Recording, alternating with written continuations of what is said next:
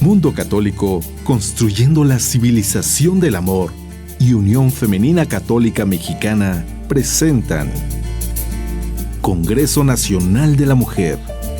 La mujer impulsora de la paz en la sociedad.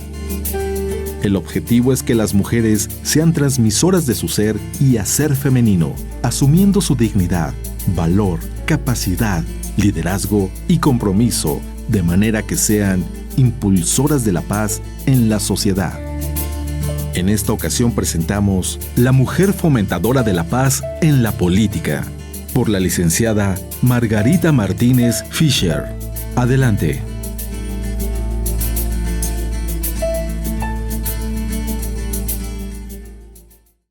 Maestra en Planeación y Políticas Metropolitanas por la Universidad Autónoma de México, Azcapotzalco. Medalla al Mérito Universitario y Mención Académica, también de la Universidad Autónoma de México, Azcapotzalco, por la tesis Acción Colectiva y Control Social en el Contadero, Coajimalpa. Actualmente, estudiante del tercer año de doctorado en Sociología, línea de investigación, Sociedad y Territorio, con el proyecto Efectos de las redes virtuales de acción colectiva en la gestión de proyectos urbanos de la Ciudad de México.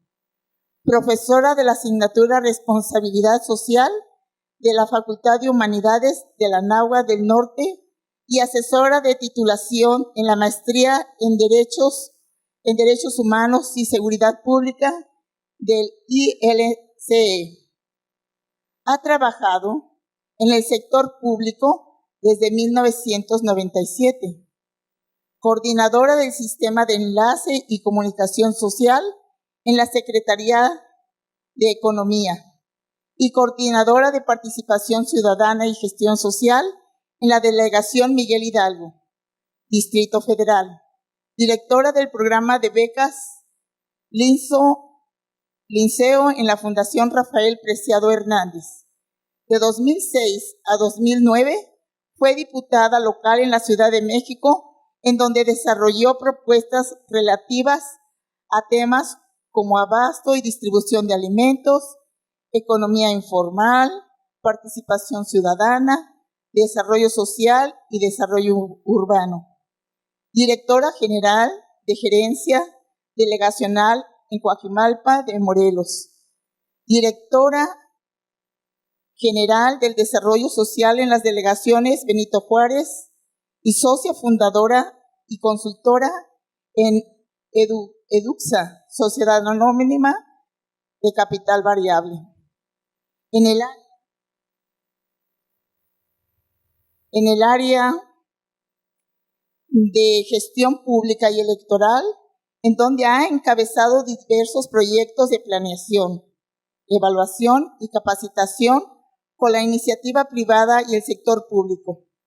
Consejera nacional del PAN y miembro del Comité Directivo Regional del PAN en el Distrito Federal de 2013 a 2015. Actualmente es diputada local electa del Distrito 13º del Distrito Federal.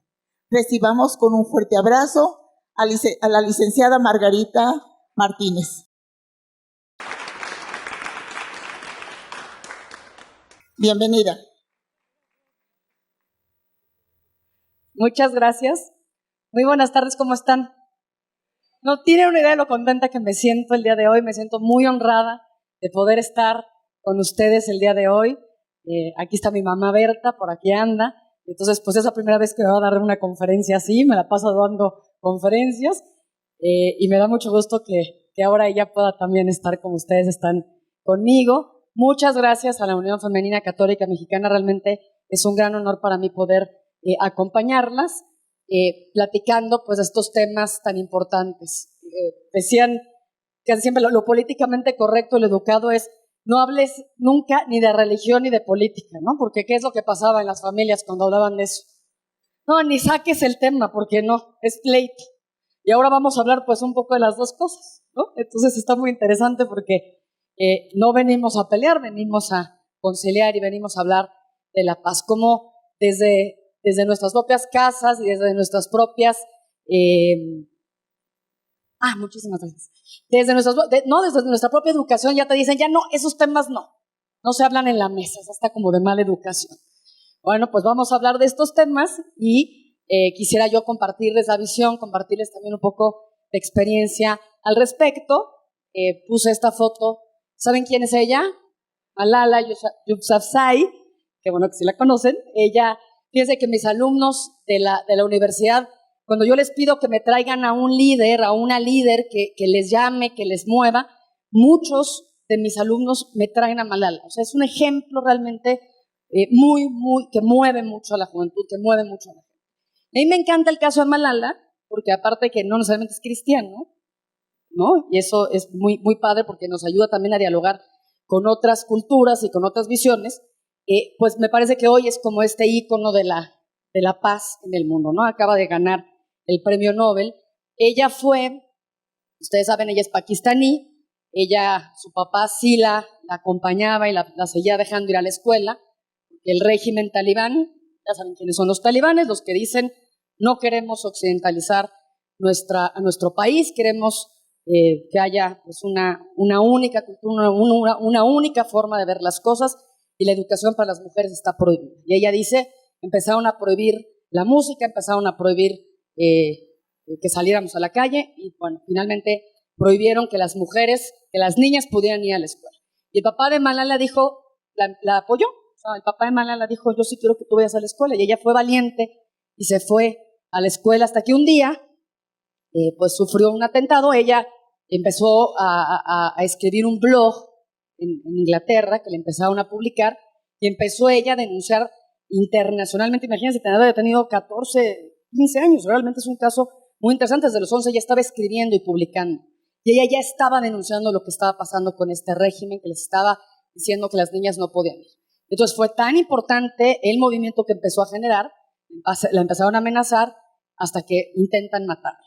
Eso sucede hace 2 años, ella sobrevive y entonces empieza a contar su experiencia. A mí me parece que es increíble lo que ella nos dice. Antes de que la nominaran al premio Nobel, ella es premio Nobel de la Paz, pues ella le hacen muchas entrevistas. Ella es una figura muy importante, y una de las cosas que a mí me llamó la atención, una entrevista en El País que le hace una periodista antes de ganar el premio, y entonces bueno, están platicando de diversas cosas, y la periodista está muy, muy consternada, muy intrigada, porque le dice, oye, tú sigues creyendo en Dios, tú sigues siendo creyente.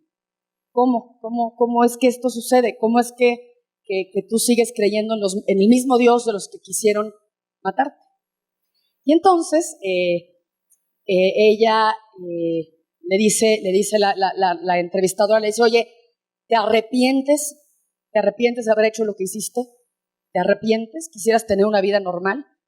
Y ella le contesta algo que a mí me parece hermosísimo. Le dice, amo a Dios porque me ha protegido y creo que me va a preguntar el día del juicio. Malala, veías el sufrimiento de la gente en Swat, veías cómo sufrían las niñas, que masacraban a las mujeres, que asesinaban a tantos policías. ¿Qué has hecho tú para defender sus derechos? Sentí que era mi deber clamar por los derechos de las niñas, por los míos, por el derecho de asistir a la escuela. Y lo hago en nombre del Dios por el que los talibanes me tirotean. Entonces, fíjense qué testimonio tan maravilloso de creer y de dar testimonio. Y ella dice, a mí ya no me sacan de esto.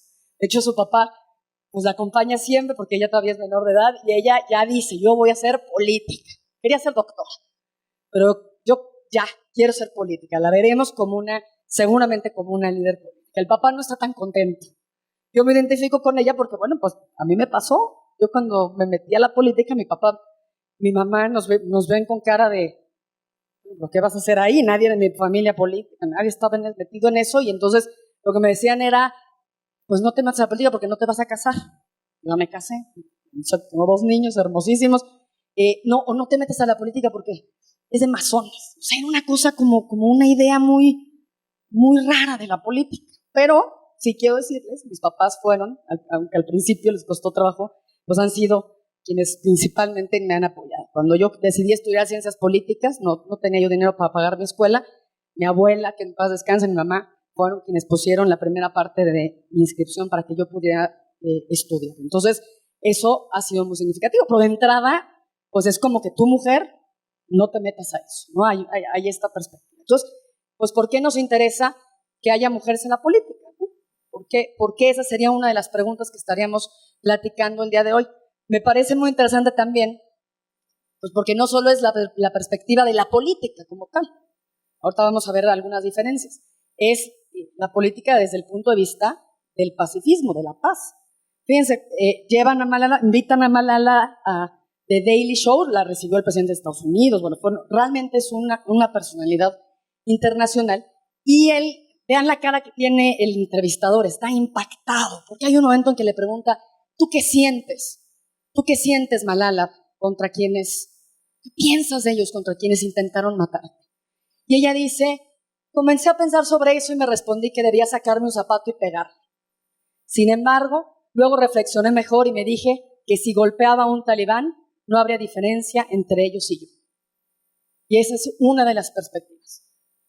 Hacer la diferencia y no responder al poder como tradicionalmente lo entendemos. Y finalmente, cuando, impactó al entrevistador, estaba verdaderamente consternado. Y entonces le pregunta, ¿tú qué le dirías a los talibanes, los que intentaron asesinarla? Y ella dice, a los talibanes les diría lo importante que es la educación. Les diría que incluso quiero educación para sus hijos también. Eso les diría y les preguntaría qué es lo que quieren hacer. O sea, yo no deseo el mal. Ellos me hicieron un mal, pero yo no quiero el mal ni para ellos ni para sus hijos. Entonces, es un testimonio muy relevante, muy actual. Son 5 puntos muy breves que yo quisiera poder compartir con ustedes en este momento. Hice esta pequeña introducción pues para tener un ejemplo que a mí por lo menos en lo personal me mueve mucho. Pero me gustaría que discutiéramos acerca del poder, esa palabra que es medio difícil de definir. Cuando nos metemos a estudiar ciencias políticas, nos empiezan a preguntar, ¿y qué es la política? ¿Qué es el poder? Bueno, vamos a platicar sobre estos temas. ¿Qué pasa con el poder en nuestra cultura hoy? ¿Qué está pasando con el poder? ¿Cómo está evolucionando? ¿Cuál es, digamos, el debate sobre lo que está pasando en el poder? Voy a platicar sobre la visión, voy a traer a la discusión la visión de Edith Stein, que es una filósofa católica que nos da luces muy, muy interesantes. A mí me llama mucho la atención y a mí me ha servido pues para explicar cuál debe ser el papel de las mujeres o cuál es nuestro papel en el ámbito de la política y cómo la mujer es conciliadora. Ese sería, por sus características, cómo las mujeres funcionamos de forma conciliadora y podemos lograr la paz, que es el tema que me han pedido platicar con ustedes. Entonces está esta palabra, ¿no? El poder. En una primera definición como verbo, cuando la buscas así en internet, te dice, internet te trae definiciones de muchas fuentes, eso es interesante. Dice, es un verbo intransitivo, es tener la capacidad o facultad de hacer determinada cosa. Entonces, tengo piernas, puedo caminar, tengo dinero, puedo comprar, tengo a mi hijo, puedo decidir cómo educarlo. Es una capacidad de hacer algo, como verbo. Pero fíjense qué interesante, su segunda acepción de poder, ahí mismo, abajito de la primera, es como sustantivo. Y lo primero que nos dice esta definición, porque en semiótica analizamos de fondo las palabras, nos dice es un nombre masculino. Fíjense qué interesante, entrada. Está del lado de lo masculino, el poder que está relacionado con lo político, ya como sustantivo, digamos. Y dice, es la autoridad para mandar, dominar o influir sobre otros. Este es el poder político. El poder lo tenemos todos, el poder, la capacidad de hacer cosas, de tomar decisiones. Pero el poder político específicamente es en el que hay un dominio, una autoridad o una influencia sobre otros. Y de entrada, es un sustantivo masculino. Fíjense qué interesante, ¿no? Así venimos divididos, digamos, las mujeres viviendo prácticamente los temas privados y prácticamente siempre los hombres en el ámbito público. Por eso viene toda esta discusión de las cuotas. ¿Cómo es el poder hoy? Hubo una época en la que el fundamento del poder era la fe, luego fue la sangre. Hemos evolucionado y ahora el poder como hoy se entiende, esto está en crisis por supuesto, ustedes seguramente me están criticando por dentro porque dicen, bueno, esto no necesariamente es así, pero el poder político en un contexto democrático que es el que nosotros vivimos, tiene algunas características. Fíjense qué importante. De entrada es limitado, no puede haber un poder absoluto. Es limitado porque hay derechos que se tienen que respetar. Muy importante, no existe por sí mismo, tiene una razón. Tiene un por qué y tiene un para qué. El poder político como hoy lo entendemos, digamos, en nuestra concepción prácticamente moderna. Hay diferentes ideologías. El liberalismo decía que el Estado tenía que garantizar la libertad, esas eran las razones. El socialismo decía, ¿qué decía el socialismo que tenía que hacer el Estado? Equilibrar y generar igualdad, ¿se acuerdan? Para eso servía. Para nosotros católicos, para nosotras católicas, bueno, en la perspectiva de la doctrina social de la Iglesia, el fundamento, el por qué y el para qué del Estado es que haya bien común. No existe porque sí. El Estado es una creación, es algo que nosotros pactamos y que existe para que haya este conjunto de condiciones en el que las personas pueden desarrollarse de la mejor manera, pueden alcanzar su más óptima perfección. Esa es nuestra perspectiva.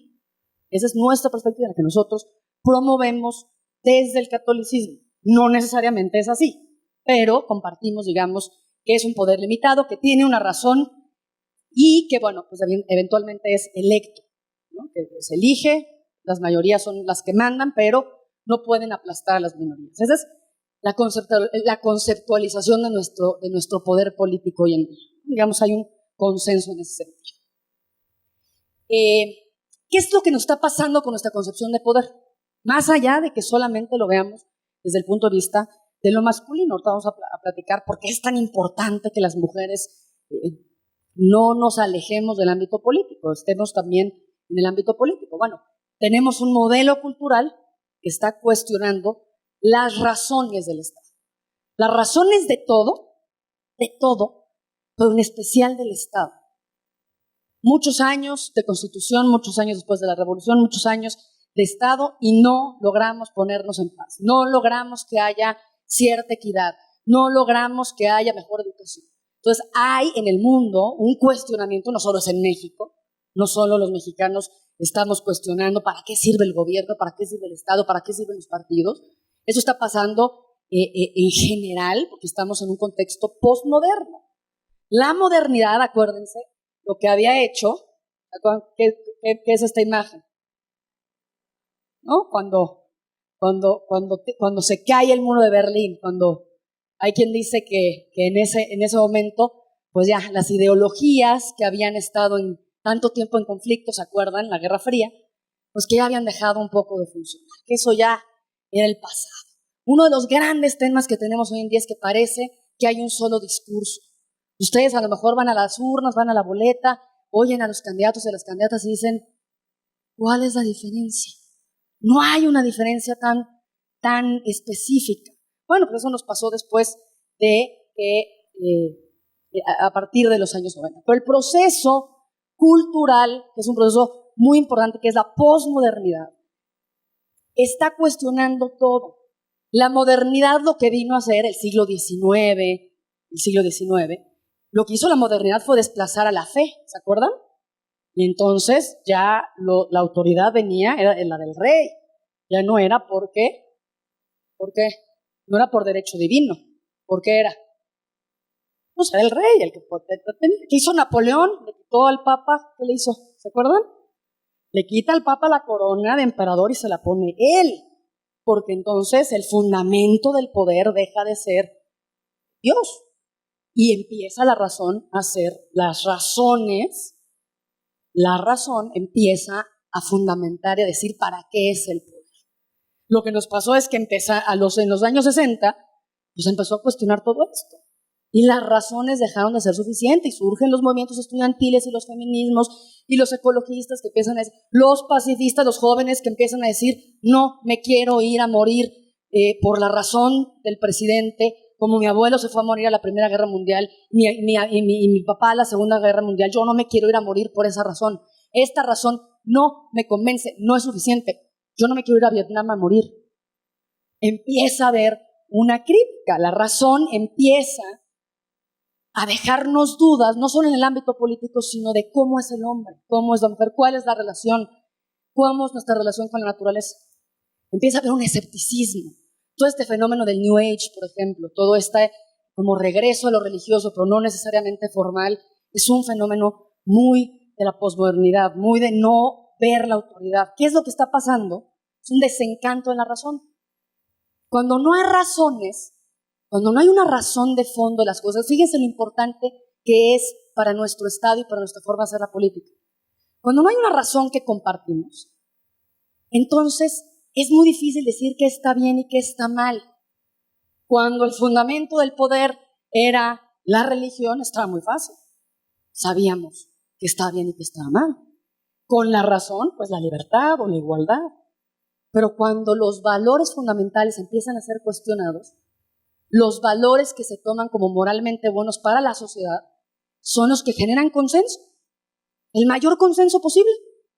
Entonces, si en una asamblea legislativa, a mí me tocó, se puede, una asamblea legislativa hace 9 años puede decidir que un ser humano hasta las 12 semanas no es persona, porque hay consenso y lo votan.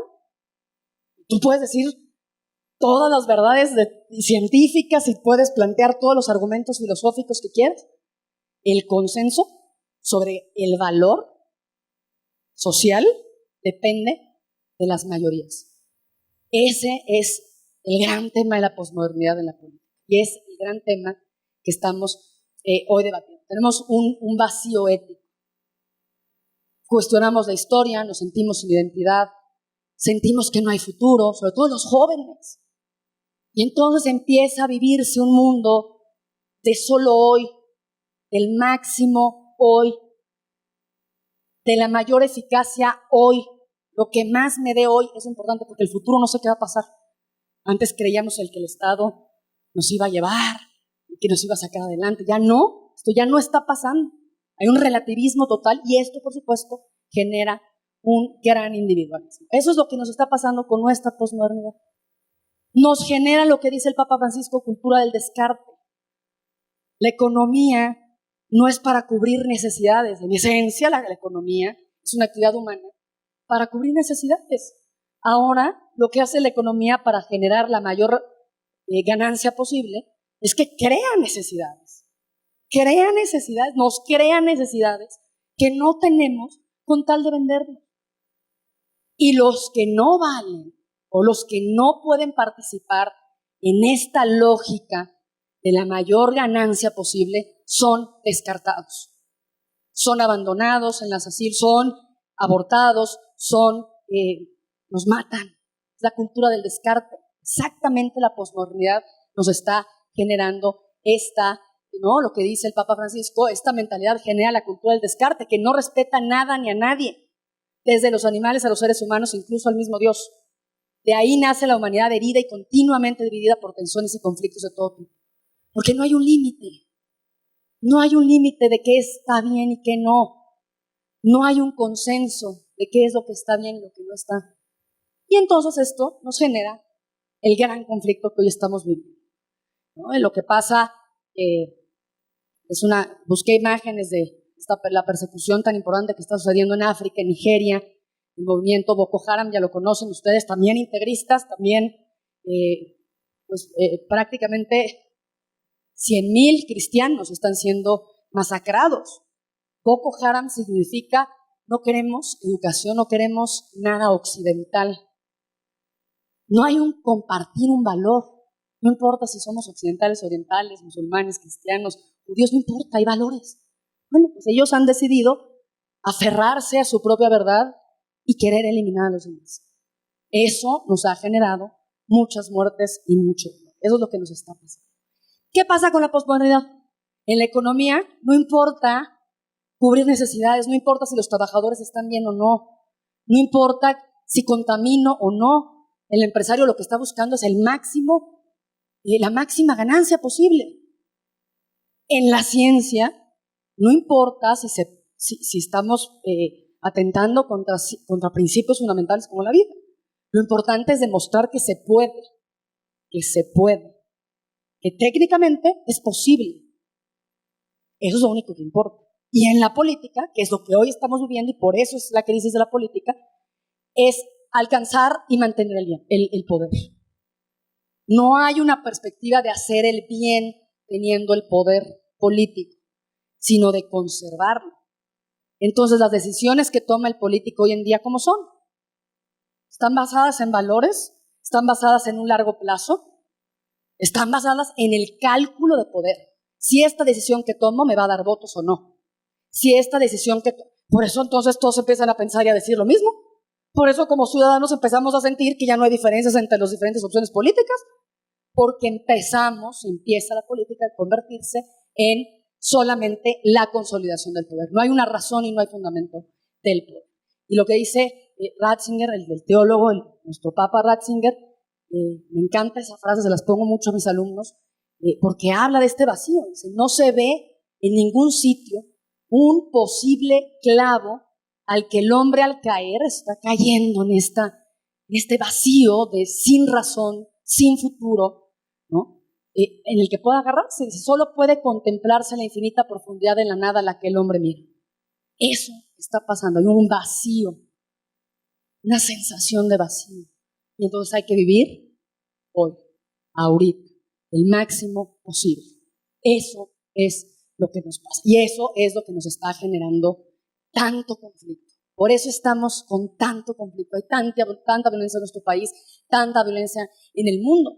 Porque se privilegia el hoy, se privilegia cuando los niños de 8, de 9 años los reclutan los narcotraficantes.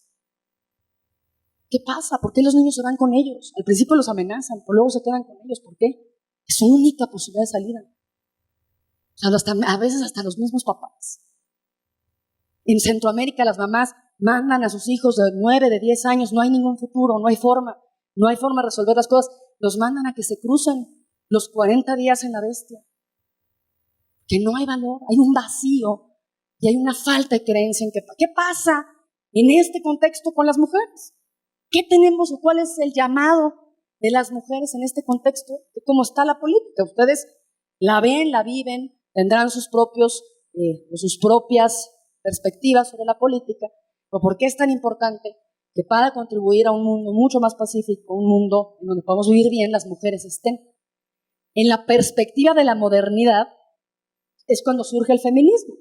El feminismo de Simone de Beauvoir, todas ellas las feministas que decían que la mujer no podía ser discriminada porque tenía iguales derechos, construye racionalmente este feminismo es un producto de la modernidad. Lo que dice es que no hay diferencias naturales entre nosotros, que las diferencias son construidas socialmente. Y con esa razón justifica, fíjense, con esa razón justifica la igualdad entre hombres y mujeres. Con esta razón nos están justificando hoy en día muchas cosas, ¿no? Que no hay nada que sea natural, que todo es construido socialmente. Hay una gran aportación, por supuesto, de las feministas, pero en la perspectiva de la igualdad, en la perspectiva de igualdad de derechos. ¿Cuál es el tema que hoy está sucediendo? ¿Qué es lo que nos está hoy pasando? A partir de los años 70 empezó a surgir la pregunta ¿y en lo que no somos iguales, qué pasa? O sea, ¿qué pasa con la diferencia? ¿Qué pasa con lo que no es necesariamente idéntico a los hombres? Ahí se retoma el pensamiento de Edith Stein, después canonizada por Juan Pablo II, Santa Teresa Benedicta de la Cruz, que ella empieza a decir, a ver, sí hay diferencias esenciales entre nosotros, sí se justifica la diferencia. Que haya diferencias es producto de una estructura de pecado, está mal, pero sí somos diferentes. y habla de una antropología dual. Es muy importante lo que ella nos dice. Se está retomando hoy en día este pensamiento, es una filósofa católica. Se ha retomado frente a la ideología de género que hoy finalmente está predominando. Y lo que dice, habla de la empatía, que es un concepto fundamental con el que vamos a estar trabajando ahorita, y dice, a ver, la empatía es esta capacidad que tiene la mujer de ponerse en el lugar del otro. Y esta capacidad que tiene la mujer, no es exclusiva de la mujer, pero para la mujer la tiene, es muy importante y es muy relevante porque es parte de su esencia como mujer. ¿Cómo lo justifica desde el punto de vista también racional? Es una reflexión desde la esencia. Dice, el humano, la especie humana, se expresa en dos formas. Mujer y hombre. En esencia son iguales. Pero fíjense qué interesante lo que ella nos dice. Son iguales y diversos, no solo en la dimensión corporal. Esa es la gran aportación de Edith Stein al pensamiento sobre el papel de las mujeres. Nuestras diferencias con los hombres no solamente tienen que ver con lo fisiológico. Hay otras diferencias. Tenemos otras diferencias con el género, con el sexo masculino. Fíjense qué importante. La relación del alma, desde esta perspectiva, la relación del alma con el cuerpo es diferente. Hay una esencia humana del hombre, hay una esencia humana de la mujer. Imagínense lo valioso que es esto para nuestra discusión que estamos teniendo hoy en día. Es valiosísimo, ¿les parece que es valioso? Es importantísimo. Dice, solo la estructura total de la esencia, cuando se pueden unir el cuerpo, la psique y el alma, podemos entender la esencia. Y entonces hay una esencia de la mujer. Por cómo se relaciona, fíjense qué importante, el cuerpo, la psique y el espíritu. No solo es por lo fisiológico, eso no es lo único que nos determina en términos de diferencias. Entonces, lo que ella aporta, que es fundamental, es que dice, es lo que nos hace, está el cuerpo, está la psique, está el alma. La relación del cuerpo, psique, alma es femenina, es diferente a la de los hombres. Y está perfecto. No importa la diferencia. Que la diferencia genere injusticia, que la diferencia genere violencia, que la diferencia nos propicie una sociedad en la que las mujeres tienen menores condiciones que los hombres, no está bien. Pero que seamos diferentes está bien. No pasa nada. Es cristiano hablar de diferencias entre hombres y mujeres. Nos quedamos con el feminismo del siglo XIX, literal. El feminismo es solo la igualdad. No, y en México específicamente, no hemos podido transitar, digamos, hacia una diferente perspectiva. Voy a saltarme esta parte. Fíjense, dice la especie femenina, así es como ella la habla, la especie femenina dice unidad, clausura de la entera personalidad corpóreo-espiritual, desarrollo armónico de las potencias. Hay una unidad. La mujer, por su relación, por su esencia, es capaz de ver la totalidad de las cosas. Somos capaces de tener esta capacidad de síntesis, de ver el entero, digamos. Eso es fundamental. Y la especie viril dice, así en el lenguaje de los años 30, así lo decía ella, es elevación de las energías particulares a sus capacidades más intensas. Son dos perspectivas distintas. Por eso el poder, cuando lo vemos en el diccionario, se ve como masculino, es potencia, es ganar, es potencia. Pero no necesariamente podemos entender solo la perspectiva de la potencia. La otra perspectiva del poder, que es la que vamos a estar platicando, es fundamental. Entonces, digamos que en términos generales tenemos una lucha muy importante en las primeras décadas del siglo XX por la igualdad. Igual salario, igual trabajo, ¿no? Igualdad. Seguimos en ese debate, ¿eh? La brecha de desigualdades sigue existiendo, es fundamental. Por eso se dieron las cuotas de género. ¿Supieron ustedes que ahora los partidos tuvimos que presentar exactamente el mismo número de hombres que de mujeres? ¿Lo supieron ustedes? Bueno, porque hay una acción que se toma frente a la diferencia. Mis compañeros de mi edad, hombres, me dicen, oye, no, Mari, si quieren el poder, que se lo gane. Así nos dicen. Incluso mujeres más jóvenes que yo. No, que se lo ganen. Cuando ya estás tú ahí, a lo mejor yo lo pensé, quien nos convenció en el PAN, y doña Elenita no me va a dejar mentir, quien nos convenció de que teníamos que impulsar este tipo de medidas fue precisamente Margarita Zavala en el PAN. Porque los más jóvenes decíamos, no, el mérito, con eso es suficiente. Cuando ya llegas, a mí me tocó hacer campaña embarazada, mi primera campaña. Cuando ya llegas, cuando ya vives lo que significa ser mujer y estar en la política, es cuando dices, sí se necesita. Sí se tiene que feminizar también la política. Necesitamos la perspectiva de las mujeres. A lo mejor yo no pensaría hoy en haber prometido en mi campaña lactarios en las oficinas públicas, por ejemplo, si yo no hubiera vivido el haber sido diputada y haberme parado en la tribuna y sentir que tenía que amamantar a mi hijo.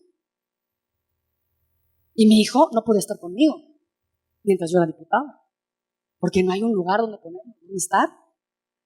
Y eso los diputados, quienes son secretarias, quienes son personal de apoyo, pues se tienen que meter al baño. Esa visión es fundamental y no la vives hasta que no empiezas a, ¿no? Sientes lo que pasa. Entonces viene toda esta visión, a partir de los años 60 viene la visión de la complementariedad. Viene una visión, a ver, tenemos capacidades, tenemos diferencias, somos complementarios. La discusión de hoy va hacia la reciprocidad incluso. Porque ¿qué le pasó a la mujer? La sacamos de la casa, le dimos la posibilidad de trabajar. Está trabajando. Incluso, fíjense qué interesante, te ponen la guardería. Si no quieres, para que te regreses rápido, te regalan la fórmula, Fíjense qué interesante. Hay empresas que te dicen, sí, perfecto, pero ya regrésate, te regalo la fórmula, no, yo te la pago, no te preocupes. Ya no sigas amamantando, ¿no? Es una decisión tan personal como mujer. Bueno, lo que viene ahora es la discusión de la reciprocidad. Porque hoy en día, ¿qué es lo que pasa? Para quien va a contratar, siempre va a estar, me lo han dicho jóvenes que son mis alumnas, si traen su anillo de compromiso y llegan a una empresa y les preguntan, ¿ya te vas a casar? Sí, ya. La chica feliz, ¿no? Encantada. Ah, ok. ¿Saben por qué es el ok? Porque ese significa, va a tener bebés. Me va a costar. Me cuesta más tener una mujer trabajando que un hombre trabajando. Y eso está ahí. Alumnos míos, me dicen, ¿y por qué las empresas tienen que pagar ese costo? Fíjense todo lo que tenemos que cambiar de mentalidad. Todo lo que, aún con las leyes, aún con las cuotas, la única forma de cambiar esa mentalidad es estando ahí. Hace poco sacaron la foto de una diputada argentina que sacó a su bebé y se lo prendió a su pecho. Me pareció muy, muy fuerte. No sé si yo lo haría. Yo no sé si lo hablaría, pero ella lo que está diciendo es, estoy en el poder y puedo ser madre al mismo tiempo y está bien ser madre y al mismo tiempo, no estoy descuidando a mi hijo, no soy una más la mamá, no me va a dejar mi esposo, ni mi esposo es un mandilón porque yo esté aquí, soy una mujer plena que decidió entrar a la política y que quiere hacer cosas. Ese es el mensaje que dan las mujeres cuando entran a la política. Y fíjense por qué es tan importante, ¿qué le aporta a la mujer a la política? ¿Qué le damos? A lo mejor inicialmente, pues siempre las mujeres a las comisiones de género. Las mujeres que hablen de las mujeres allá, en sus comisiones. No, hombre, eso fue una primera etapa. Ahorita las mujeres están participando en todos los temas, con diferentes perspectivas. ¿No? Te preocupa el gasto, te preocupa la austeridad, te preocupa la corrupción. Tienes una visión diferente, complementaria. Fíjense, cuando pones poder cuando tú pones poder en Google, poder, te sale esta imagen. Fíjense, el puño cerrado. Es el poder de triunfo, ¿no? La imposición. Así, sí se representa el poder. Esa es la perspectiva, más bien, digamos, tradicional del poder. ¿Qué pasa con este puño cerrado? Este puño cerrado no concilia, porque concibe al poder. Fíjense qué importante. Es el poder que solo uno puede tener. Nadie más puede tener poder más que yo. Para nosotras es mucho más fácil, Para nosotros es mucho más fácil compartir poder. Es como, a ver, no. La concepción tradicional de poder es la de es uno solo, el que puede tener el poder. Y esto que genera es lucha, es conflicto. No necesariamente el poder tiene que ser de uno solo. Nuestra perspectiva es más moderada, más conciliadora, distinta. Es otro, conciliadora, genera paz. Ahí es donde estamos. Cuando busco conciliación, me encanta. Fíjense lo que me empieza a salir. Y son las fuentes de diversos diccionarios. Te dice, es la acción de conciliar o de conciliarse. Fíjense, esa es la primera. Ese es el nombre, pero dice algo fundamental. Dice nombre femenino. Y es una perspectiva completamente distinta.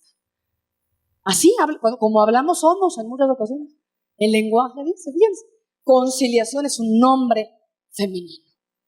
Está en la esencia. No quiere decir que los hombres no puedan conciliar. Eso también sería extremo de mi parte decirlo. Pero tenemos una esencia conciliadora. Claro que sí, porque tú ves a tu hijo y tienes que ponerte cuando tu hijo está llorando y de repente tú sabes como mamá, a mí me ha pasado, a lo mejor ustedes tienen hijos más grandes, pero yo, no es el estómago, le hablas al pediatra, no, está suelto, no, ¿qué comió? No, está yendo bien al baño, ¿qué le pasa? Y tú, es el oído, ¿no? Y mi marido, ¿cómo sabes que es el oído? ¿Cómo? ¿Quién te dijo que? Y el pediatra, sí, es el oído, sí, ¿cómo sabes? ¿Cómo sabes que es el oído lo que le duele a tu hijo? ¿Cómo sabes como mujer? Porque te tienes que poner en su lugar. Para educar, te tienes que poner en su lugar. Fíjense qué grande lo que nosotros podemos aportar en la política. La empatía. La tesis doctoral de Edith Stein es sobre la empatía. Es sobre la empatía, es una capacidad, nombre femenino otra vez. Y entonces dices, fíjense qué maravilla de definición. Participación afectiva de una persona en una realidad ajena a ella. Tuve la oportunidad de hacer campaña en este distrito que ahora tuve la oportunidad de ganar. Llevo 5 veces. Cuando era muy joven, yo me iba a las misiones a la Tarahumara, y entonces yo llegaba a mi distrito, la zona de Tacubaya, quien sea del Distrito Federal, y para mí era cualquier cosa. Yo decía, la Tarahumara, esta última vez, la tercera vez que hice campaña iba embarazada, fue otra cosa, completamente distinta. No poder subir rápido, no poderme agachar, ir con mi esposo, porque él hizo campaña conmigo. Esta última vez fue ir viendo las camas de los niños, fue ir viendo los baños, fue ir viendo el drenaje, fue llevar a mi hijo de 9 años y que viera, que me preguntara, mamá, ¿todos viven en esta casa? No, cada cuarto es una casa. ¿Y dónde está el baño? El baño van todos juntos. Y a lo mejor mi hijo todavía no lo entiende, pero yo me pongo a pensar lo que significa en una vecindad que viven 30 familias, salir a las 6 de la mañana con mi bolsita para bañarme y mi toalla. Eso es empatía, porque sí lo piensas, porque sí te imaginas a tu hijo o a tu hija corriendo en situaciones o estando en situaciones que no son las mejores. Y eso es lo que tenemos la capacidad de aportar. Te imaginas a tu sangre, te tienes esa capacidad de estar. Y fíjense, es otro símbolo completamente distinto el de la empatía. Es la apertura, el pedir, no imponer, el pedir. Es una simbología distinta. Es la paz. Si no hay una mano abierta, ¿cómo vamos a paz? No vamos a paz. El símbolo de la paz cuando hacemos nuestro acto litúrgico es la mano abierta. Con mano cerrada no puede haber paz. Con esta concepción de poder único, eficaz, ¿no? Total, no hay paz. Necesitamos una perspectiva distinta y se necesita que las mujeres estén ahí. Me encanta cuando su santidad San Juan Pablo II, dice que en ese contexto social de Cristo se maravillaban de que él hablaba con las mujeres. ¿Sí saben eso? Se maravillaban. Ustedes mejor que nadie lo saben, ustedes son promotoras. Bueno, al final, ¿quién se quedó hasta el final? Se quedó. Y el discípulo, ¿no? Pero las mujeres se quedaron hasta el final. Y no les importaba si estaban retando al sistema. ¿Saben por qué? Por empatía. su madre es una Santísima Virgen, por supuesto, pero estaban ahí porque estaban sintiendo ese dolor. Estaban ahí, estaban sufriendo el dolor de Cristo. Los otros dijeron a mí, no me hagas eso, ¿no? Yo no quiero vivir eso. Fíjense qué gran aportación. Y si vamos, digamos, a entender a la paz, ¿por qué tenemos tal conflicto en el mundo? ¿Por qué está sucediendo este nivel de conflicto en el mundo? Porque no hay justicia. Ustedes lo han escuchado infinidad de veces. La paz verdadera es fruto de la justicia. Pero la justicia tradicionalmente entendida, la justicia del poder, está mucho más relacionada con la justicia del te toca el castigo porque hiciste mal, ¿sí o no? Pues todo nuestro sistema legal está en función de esa visión. El que se equivoca, ¿qué le pasa? Lo castigan. Ha evolucionado, entonces ahora vamos a la reinserción.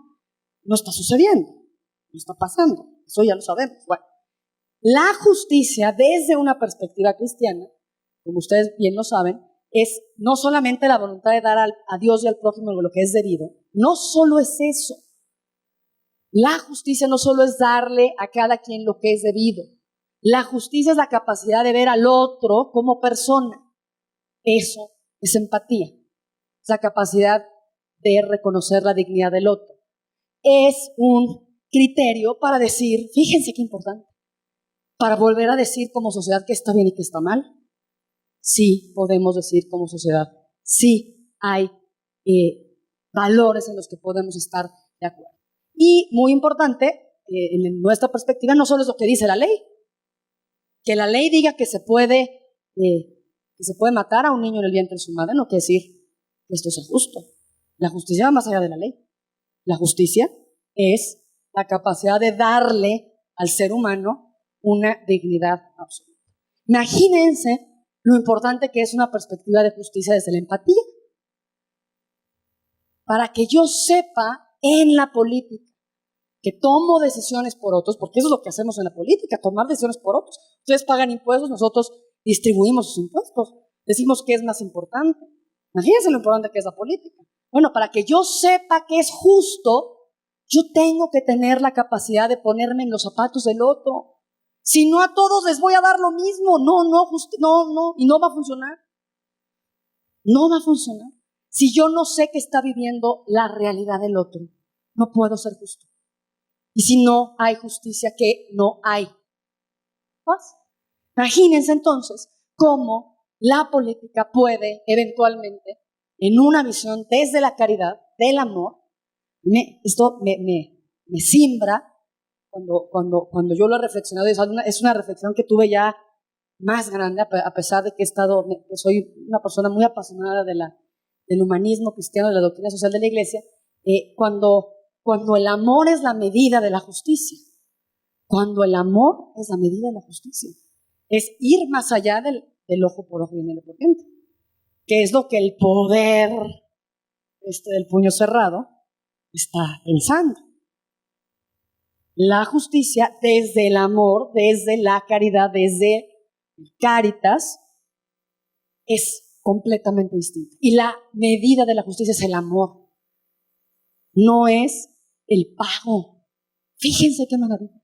Yo les platico mucho a mis alumnos, es una experiencia. Si han visto la película de Nelson Mandela, ¿han visto la película de Nelson Mandela? La última que hicieron, una maravilla.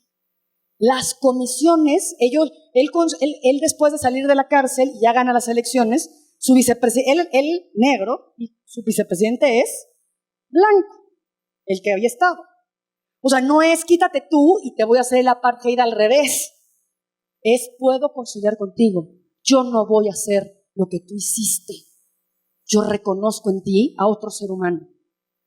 Y entonces es la historia del rugby, que está increíble, vean la película.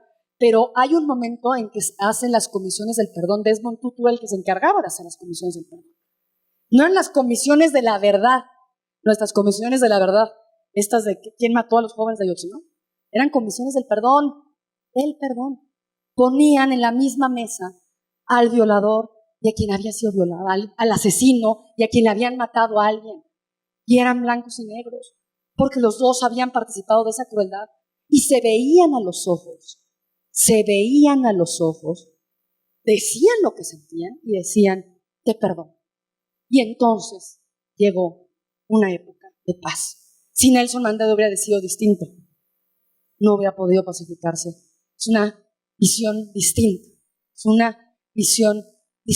la capacidad de ponerse en los zapatos del otro, la capacidad de ver al otro. Hay otra foto, busquen la otra foto. En la otra foto el Papa está besando al enfermo. Para nosotros es inesperadamente, aparte de la magia de la imagen, pero es esta capacidad, no es solamente una capacidad femenina, por supuesto no quisiera yo caer en esa visión, pero es esta, de poder ver en los ojos del otro su dolor, su dignidad. Tener esta capacidad es la que nos puede llevar realmente a una mejor sociedad, a una mejor vida, a una vida en paz. Eso es lo que les quiero compartir. Muchísimas gracias por su atención. Espero no haberme tardado demasiado. Muchas gracias. Esta fue una presentación de Mundo Católico, construyendo la civilización del amor y Unión Femenina Católica Mexicana.